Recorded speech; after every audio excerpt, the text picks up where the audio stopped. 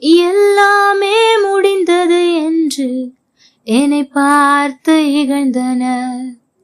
இனி என்றும் எழும்புவதில்லை என்று சொல்லி நகைத்தனர். எல்லாமே முடிந்தது என்று என்னை பார்த்து இகழ்ந்தனர்.